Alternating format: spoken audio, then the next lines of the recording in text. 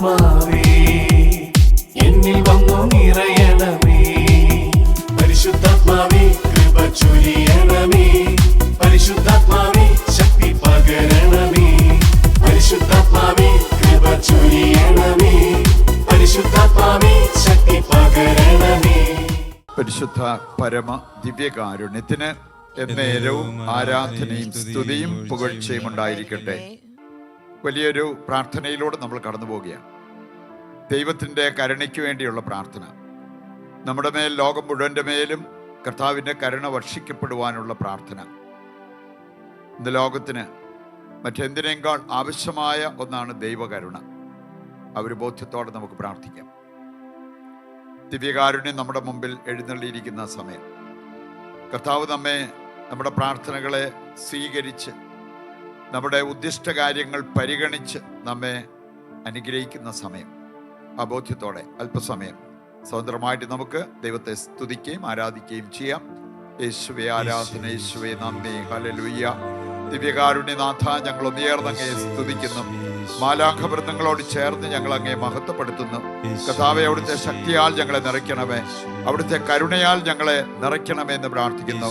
Hallelujah, hallelujah. യേശുവേ നന്ദി, യേശുവേ നന്ദി, യേശുവേ നന്ദി. ഈ മണിക്കൂറിൻ്റെ എല്ലാ കൃപകളും അനുഗ്രഹങ്ങളും നമ്മുടെ ജീവിതത്തിലേക്ക് ഏറ്റെടുക്കുവാൻ നമുക്ക് ആഗ്രഹിക്കാം. വിശ്വാസത്തോടെ പ്രാർത്ഥിക്കാം. ഈശോയുടെ തിരുഹൃദയത്തിൽ നിന്ന് ഞങ്ങൾക്ക് കാരുണ്യ സ്രോതസ്സായി ഒഴുകിയിറങ്ങിയ തിരുരക്തമേ, തിരുജലമേ, ഈശോയുടെ തിരുഹൃദയത്തിൽ നിന്ന് ഞങ്ങൾക്ക് കാരുണ്യ സ്രോതസ്സായി ഒഴുകിയിറങ്ങിയ തിരുരക്തമേ, തിരുജലമേ, ഈശോയുടെ തിരുഹൃദയത്തിൽ നിന്ന് ഞങ്ങൾക്ക് കാരുണ്യ സ്രോതസ്സായി ഒഴുകിയിറങ്ങിയ തിരുരക്തമേ, തിരുജലമേ. ദൈവ കരുണ നമുക്ക് ഹൃദയത്തിൽ ഉറപ്പിക്കാവുന്ന ഒരു യാഥാർത്ഥ്യമാണെന്ന് വിശുദ്ധര് നമ്മെ പഠിപ്പിച്ചിട്ടുണ്ട്. വചനം കൃത്യമായിട്ട് നമ്മെ ഓർമ്മിപ്പിക്കുന്ന ഒരു കാര്യമാണ്. ദൈവത്തിൻ്റെ കൃപ നമുക്ക് ലഭ്യമാണ്. ദൈവത്തിൻ്റെ കരുണ നമ്മുടെ മുമ്പിലുണ്ട്. ഇനി കൃപയും കരുണയും ഒക്കെ ഏറ്റെടുക്കുന്നതിന് നമ്മുടെ ഭാഗത്തു നിന്നും അതിനുള്ള യോഗ്യതയുണ്ടാകണം, ഒരുക്കമുണ്ടാകണം, തടസ്സങ്ങൾ മാറ്റണം. ദൈവകരുണ ലഭിക്കുന്നതിന് ഏറ്റവും വലിയൊരു തടസ്സമായിട്ട് നമുക്ക് കാണാവുന്നത് അഹങ്കാരമാണ്. നമ്മിൽ അഹങ്കാരം കുടികൊള്ളുന്നുണ്ടെങ്കിൽ, അഹങ്കാരികളാണ് നമ്മളെങ്കിൽ ദൈവകരുണയ്ക്ക് നമുക്ക് യോഗ്യതയില്ല. മറ്റേത് പാപവും കർത്താവ് ക്ഷമിക്കും, മറക്കും. പക്ഷേ അഹങ്കാരം അത് വളരെ ഗൗരവമുള്ള കാര്യമാണെന്ന് ഈശോയുടെ വചനം നമ്മെ ഓർമ്മിപ്പിക്കുന്ന. ജെറമ്യായുടെ പുസ്തകം 50:31 വായിച്ചാൽ അവിടെ പറഞ്ഞിരിക്കുന്നത്, അഹങ്കാരി, ഞാൻ നിനക്ക് എതിരാണ്. ഓ അരഗന്റ്, ഐ എം അഗെയിൻസ്റ്റ് യു. ദൈവം നമുക്കെതിരായാൽ നമുക്ക് പിടിച്ചു നിൽക്കാൻ പറ്റില്ല. നമ്മൾ ഓരോ ദിവസവും ദൈവത്തിൻ്റെ കരുണയിൽ ആശ്രയിച്ച് ജീവിതം മുമ്പോട്ട് നയിക്കുന്നവരാണ്. ഒരേ ദിവസം തന്നെ എത്ര പ്രാവശ്യം നമുക്ക് വീഴ്ച വരുന്നു, പാപത്തിൽ നിബന്ധിക്കുന്നു. അവിടെ നിന്നെല്ലാം നമ്മൾ എഴുന്നേറ്റ് ദൈവത്തിൻ്റെ കരുണ യാചിച്ച് നമ്മൾ തിരിച്ചു വരുന്നു, ജീവിതത്തിൽ മുന്നേറുന്നു. അതാണ് സംഭവിച്ചുകൊണ്ടിരിക്കുന്നത്. ഇനി അത് മനസ്സിലാക്കാത്തവർക്ക് അഹങ്കരിക്കാൻ പറ്റും. ദൈവത്തിൽ ആശ്രയിച്ച് ജീവിക്കുന്നതിനേക്കാൾ സ്വന്തം കഴിവിൽ ആശ്രയിച്ച് സ്വന്തം കണക്കുകൂട്ടലുകൾക്ക് വേണ്ടി ജീവിക്കുന്ന വ്യക്തികളായി മാറുന്നത് അഹങ്കാരികളാണ്. പ്രഭാഷകൻ 10:12 വചനം എടുത്താൽ അവിടെ പറഞ്ഞിട്ടുണ്ട്, അഹങ്കാരത്തിൻ്റെ ചില ബാഹ്യ അടയാളങ്ങൾ. ദൈവാശ്രയത്വം കുറയുന്നത്, പ്രാർത്ഥന നമ്മൾ വേണ്ടാന്ന് വെക്കുന്നത്, പ്രാർത്ഥന ഇല്ലെങ്കിലും എനിക്ക് മാനേജ് ചെയ്യാൻ പറ്റും എന്നൊക്കെ ചിന്തിക്കുന്നത് അഹങ്കാരത്തിൻ്റെ സൂചനയായിട്ടാണ് അവിടെ പറഞ്ഞിരിക്കുന്നത്. അതുകൊണ്ട് തന്നെ ഈ ഒരു പാപം നമ്മളിൽ ഉണ്ടെങ്കിൽ അത് മാറ്റിയെടുക്കാൻ നമ്മൾ തയ്യാറാകണം. നമ്മളെ തന്നെ വിശുദ്ധീകരിക്കണം, എളിമപ്പെടാൻ നമ്മൾ തയ്യാറാകണം. അപ്പോൾ ദൈവത്തിൻ്റെ കരുണയ്ക്ക് നമ്മൾ യോഗ്യരാകും. ദൈവകരുണ നമ്മിലേക്ക് പ്രവഹിക്കുന്നത് നമുക്ക് കാണാൻ പറ്റും. നമുക്ക് ഏതാനും കാര്യങ്ങൾ വചന വെളിച്ചത്തിൽ മനസ്സിലാക്കാം. ഒരു വചനഭാഗം നമ്മുടെ മനസ്സിലേക്ക് എടുക്കുന്നത് നല്ലതാണ്. ജെറമ്യായുടെ പുസ്തകം 13-ാം അധ്യായത്തിൻ്റെ 15 മുതൽ, ജെറമ്യ 13:15 മുതൽ, നിങ്ങൾ കാതോർത്ത് കേൾക്കുവിൻ എന്ന് വചനം തന്നെ പറയാം. അതുകൊണ്ട് ഇത് നമ്മൾ കാത് തുറന്ന് കേൾക്കേണ്ടതാണ്, ഹൃദയത്തിലേക്ക് ഏറ്റെടുത്ത് ജീവിക്കേണ്ടതാണ് എന്നുള്ള യാഥാർത്ഥ്യം നമുക്ക് മനസ്സിലാക്കാം. നിങ്ങൾ കാതോർക്കുവിൻ, അഹങ്കരിക്കരുത്. കർത്താവാണ് അരുൾ ചെയ്തിരിക്കുന്നത്. ദൈവം പറയാണ്, ഒരു കാരണവശാലും നിങ്ങൾ അഹങ്കരിക്കരുത്. ഇതെൻ്റെ വാക്കാണ്, നിങ്ങൾ ഗൗരവപൂർവ്വം എടുക്കണം എന്നുള്ളത് കർത്താവ് സൂചിപ്പിക്കുന്ന ഒരു കാര്യം. എന്നിട്ട് 16-ാമത്തെ വചനം, കർത്താവ് അന്ധകാരം വരുത്തുന്നതിന് മുമ്പ്, ആർക്കാണ് വരാൻ പോകുന്നത്? അഹങ്കാരികൾക്ക്. അന്ധകാരം വരുത്തുന്നതിന് മുമ്പ് നിങ്ങളുടെ പാദങ്ങൾ ഇരുൾ നിറഞ്ഞ മലകളിൽ ഇടറുന്നതിന് മുമ്പ് നിങ്ങളുടെ ദൈവമായ കർത്താവിന് മഹത്വം നൽകുവിൻ. അഹങ്കാരികൾ ദൈവത്തിന് മഹത്വം കൊടുക്കാതെ സ്വന്തം കഴിവിൽ അവര് ശരണപ്പെട്ട് അവരുടെ ജീവിതം മുമ്പോട്ട് നയിക്കും. അങ്ങനെയുള്ളവർക്ക് കാലിടറും, അങ്ങനെയുള്ളവര് അന്ധകാരത്തിൽ നിവദിക്കും എന്നുള്ളതെല്ലാം വചനഭാഗം നമ്മെ ഓർമ്മിപ്പിക്കുന്ന കാര്യമാണ്. തുടർന്ന് വായിക്കുമ്പോൾ വീണ്ടും നമ്മൾ കാണുകയാണ്, നിങ്ങൾ വെളിച്ചം തേടുമ്പോൾ, ഇതാർക്കുള്ളതെന്നറിയോ? അഹങ്കാരികൾക്ക്. അഹങ്കാരികൾ എന്നെങ്കിലും വെളിച്ചം തേടുമ്പോൾ നിങ്ങൾക്ക് കിട്ടുന്നത് കൂരിരുട്ടായിരിക്കും.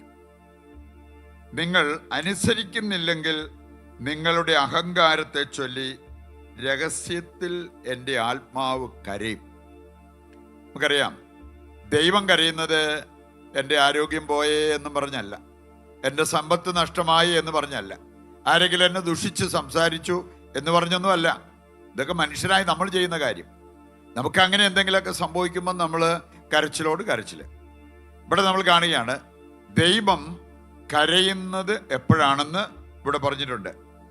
നിന്റെ അഹങ്കാരത്തെ ചൊല്ലി ഞാൻ രഹസ്യമായി കരയും, എൻ്റെ ആത്മാവ് രഹസ്യമായി കരയും. നമ്മുടെ അഹങ്കാരത്തെ ചൊല്ലി. അതുകൊണ്ട് ഞാനും നിങ്ങളും അഹങ്കാരികളാണെങ്കിൽ അത് കണ്ടിട്ട് ദൈവം കരയും എന്നുള്ളത് വചനം നമ്മെ ഓർമ്മിപ്പിക്കുക. കർത്താവിൻ്റെ അജഗണത്തെ അടിമത്തത്തിലേക്ക് കൊണ്ടുപോയാൽ ഞാൻ ഉള്ളുരുകി കരയും. ദൈവമക്കളായി നമ്മൾ ഈ പാപത്തിൻ്റെ അടിമത്തത്തിൽ ഇനിയും ജീവിക്കുന്നു.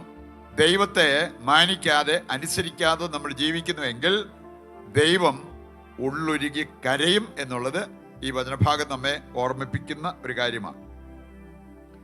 നമുക്കതുകൊണ്ട് ഏതാനും ചില കാര്യങ്ങൾ യേശുവിൻ്റെ ജീവിതത്തിലേക്ക് നോക്കിയാൽ നമ്മൾ കാണുന്ന ഒരു കാര്യമുണ്ട്. അവൻ അവനെ കൊണ്ട് നിറഞ്ഞു നിന്നവനല്ല, സ്വയം ശൂന്യവൽക്കരിച്ച് അനുസരണത്തിലൂടെ മഹത്വം പ്രാപിച്ച ഒരു വ്യക്തിയാണ് യേശു ക്രിസ്തു. ഫിലിപ്പിയർ 2-ാം അധ്യായം 8-ാമത്തെ വചനം വായിക്കുമ്പോൾ അവിടെ പറഞ്ഞിരിക്കുന്നത്, അതേ കുരിശു മരണത്തോളം അവൻ അനുസരണമുള്ളവനായി. അങ്ങനെയാണ് അവൻ നമുക്ക് വേണ്ടി മരിച്ചതും പിന്നെ പിതാവായ ദൈവം അവനെ ഉയർപ്പിച്ചതും. ഇതുപോലെ നമ്മളും എളിമയുള്ളവരായി മാറിയാൽ, അനുസരണം നമ്മുടെ മുഖമുദ്രയായി മാറിയാൽ ദൈവം നമ്മെ മഹത്വപ്പെടുത്തും. യേശുക്രിസ്തുവിനോടൊപ്പം ഉദ്ധാനം ചെയ്യുവാനും നിത്യമഹത്വത്തിൽ വാഴുവാൻ അത് നമ്മെ സഹായിക്കും എന്നുള്ളത് നാം മനസ്സിലാക്കിയിരിക്കേണ്ട ഒരു കാര്യമാണ്. സുഭാഷിതങ്ങൾ 16 5-ാമത്തെ വചനം എടുത്താൽ, അഹങ്കരിക്കുന്നവരോട് കർത്താവിന് വെറുപ്പാണ്, അവർക്ക് ശിക്ഷ കിട്ടാതിരിക്കില്ല തീർച്ച.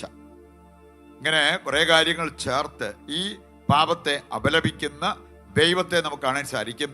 അഹങ്കരിക്കുന്നവരോട് കർത്താവിന് വെറുപ്പാണ്. ദൈവത്തിന് അറപ്പും വെറുപ്പും ഉളവാക്കുന്ന ഒരു പാപമായിട്ട് അഹങ്കാരത്തെ നമ്മൾ കാണണം എന്നുള്ളത് വചനം നമുക്ക് നൽകുന്ന ഒരു സന്ദേശമാണ്. ഇനി നമ്മൾ കാണുന്നുണ്ട്, ഈ അഹങ്കാരത്തിനുള്ള ശിക്ഷ ദൈവം പ്രഖ്യാപിക്കുന്നുണ്ട്.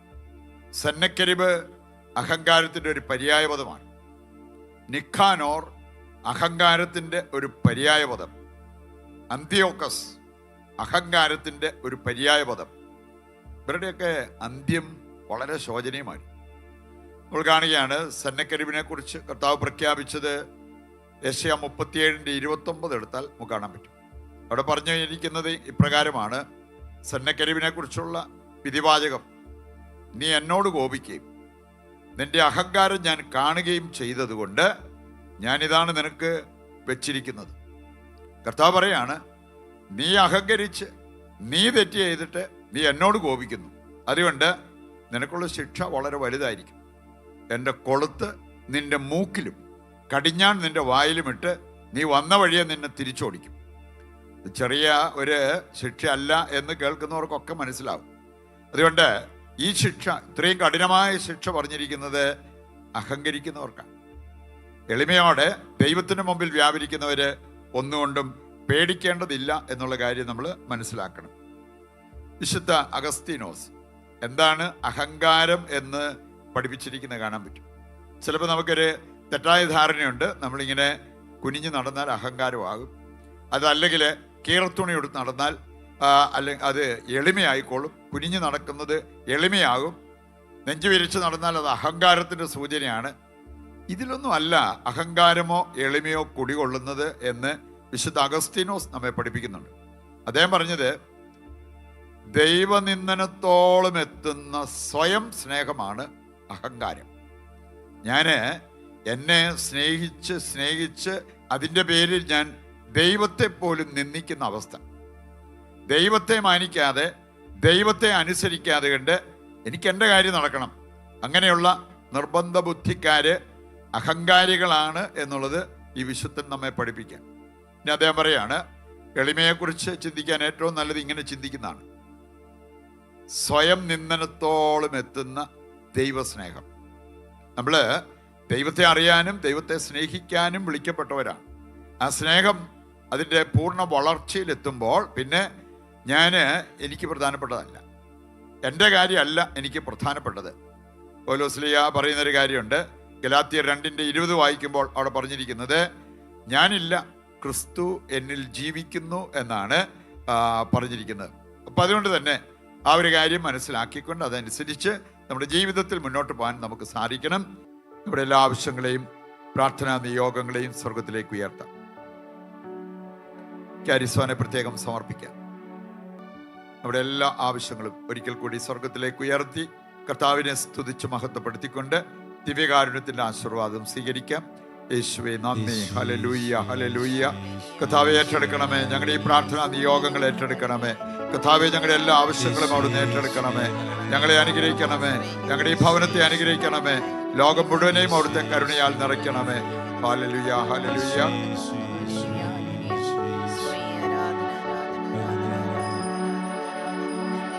ആരാധന ആരാധന ആരാധന യേശുനാഥ, പരിശുദ്ധ പരമമാ ദിവ്യകാരുണ്യമേ, എന്നുമെന്നും അങ്ങേക്കാരാധന, എന്നുമെന്നും അങ്ങേക്കാരാധന, എന്നുമെന്നും അങ്ങേക്കാരാധന. നന്മ നിറഞ്ഞ മറിയമേ സ്വസ്തി, കർത്താവ് അങ്ങയുടെ കൂടെ സ്ത്രീകൾ അങ്ങ് അനുഗ്രഹിക്കപ്പെട്ടവളാകുന്നു. അങ്ങയുടെ ഉദരത്തിൻ ഫലമായി ഈശോ അനുഗ്രഹിക്കപ്പെട്ടവനാകുന്നു. പരിശുദ്ധ മറിയമേ തമ്പുരാന്റെ അമ്മേ, പാപികളായ ഞങ്ങൾക്ക് വേണ്ടി ഇപ്പോഴും ഞങ്ങളുടെ മരണസമയത്തും തമ്പുരാനോട് അപേക്ഷിച്ചുകൊള്ളണമേ. ആമേൻ. ഞങ്ങളുടെ സഹായമായ പരിശുദ്ധ മറിയമേ, ഞങ്ങൾക്ക് വേണ്ടി അപേക്ഷിക്കണമേ. വിശുദ്ധ ഫൗസ്റ്റീനായെ, ഞങ്ങൾക്ക് വേണ്ടി അപേക്ഷിക്കണമേ. വിശുദ്ധ ജോൺ ബോൾ രണ്ടാമൻ മാർപ്പാപ്പയെ, ഞങ്ങൾക്ക് വേണ്ടി അപേക്ഷിക്കണമേ. ഈശോ മിശിഹായ്ക്ക് സ്തുതിയായിരിക്കട്ടെ. സ്തുതി ഉണ്ടായിരിക്കട്ടെ.